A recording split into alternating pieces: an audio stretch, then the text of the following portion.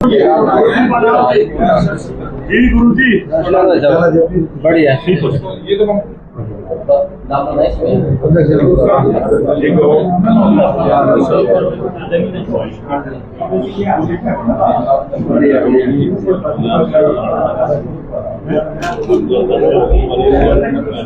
दिवाली का मुद्दा है, जनता के लिए क्या कहेंगे?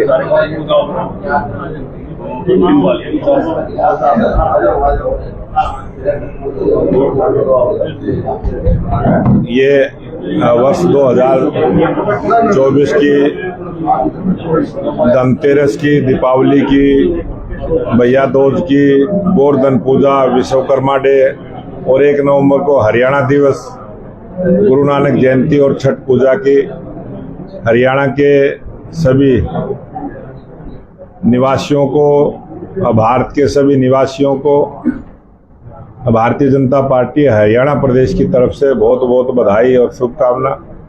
ये दीपावली का त्यौहार माँ लक्ष्मी की विशेष कृपा सभी के परिवारों पर हो, इसकी कामना के साथ सभी को बहुत बहुत बधाई और शुभकामना। तो आपने देखा, ये थे बीजेपी के प्रदेश अध्यक्ष मोहनलाल बड़ोनी जी। सर, जनता के लिए क्या कुछ खुशियां आपकी बार लेके आ रहे हैं, क्योंकि दिवाली का मौका है तो कुछ ना कुछ बड़ा होना चाहिए। दिवाली के मौके पे जो हरियाणा की जनता जनार्दन ने जो जन आशीर्वाद भारतीय जनता पार्टी पक्ष में दिया, स्पष्ट बहुमत की सरकार बनी।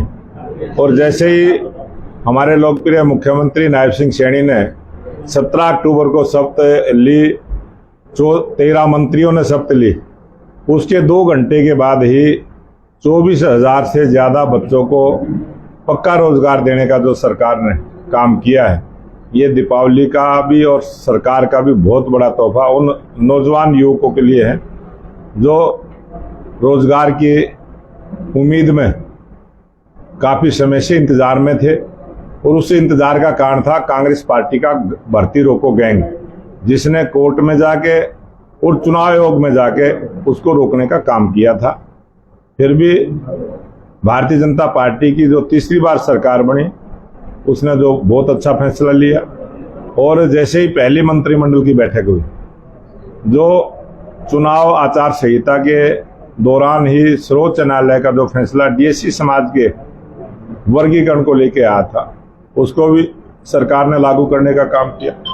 जो हमारे राष्ट्रीय अध्यक्ष जगत प्रकाश नड्डा जी ने जो संकल्प पत्र जारी किया था, जिसमें कहा था कि ये हमारा लक्ष्य है, इसको हम पूरा करेंगे, उसकी शुरुआत भी जो डायलिसिस की सुविधा, डायग्नोज की सुविधा सरकारी हॉस्पिटलों में मुफ्त करने की सरकार ने घोषणा की।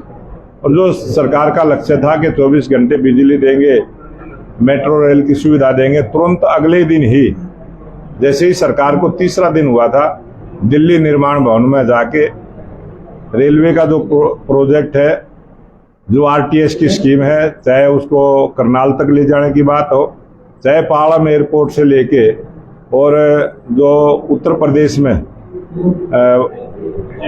जेवर वहां तक के आरटीएस की बात हो, या गुड़गांव से आगे दारूहेड़ा तक की बात हो, या बहादुरगढ़ से आसोदा तक विस्तारीकरण की बात हो, या अपना बल्लमगढ़ से पलवल तक जोड़ने की बात हो, इन सब प्रोजेक्टों को मंजूरी दी गई। इसी प्रकार से प्रत्येक शहर में सीवर व्यवस्था के लिए, पीने के पानी के लिए, उन सब चीजों का बजट पास हुआ। और उससे अगले दिन ही हमारे सड़क परिवहन मंत्री नितिन गडकरी जी ने 12 ऐसे रोडों का, सड़कों का भी जो थोड़ी थोड़ी किसी टेक्निकल कारण से अधूरी पड़ी थी, धीमी गति से जिन पर काम चल रहा था, उन सब की भी मंजूरी करते हुए एक हरियाणा प्रदेश की सरकार को जो बहुत बड़ी विकास में एकदम से स्पीड के साथ चलने का मौका दिया है।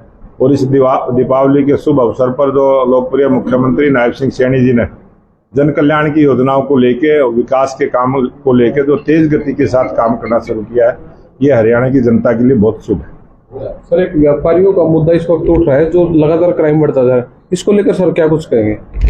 हरियाणा प्रदेश में जब से भारतीय जनता पार्टी की सरकार आई, क्राइम रेट घटा है, लेकिन लगातार जो 2 दिन से सोनीपत में भी वारदातें हुई हैं, पुलिस प्रशासन बड़ी मुस्तैदी से लगा, बहुत जल्दी उनको गिरफ्तार किया जाएगा।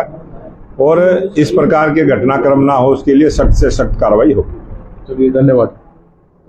तो दोस्तों ये देखा कि हमारे साथ मोहनलाल बड़ोली जी थे और उन्होंने जनता को जो है अपना संदेश भी दिया। तो लगातार हमारे साथ जुड़े रहे ताजा खबरों के लिए। नमस्कार, जय हिंद।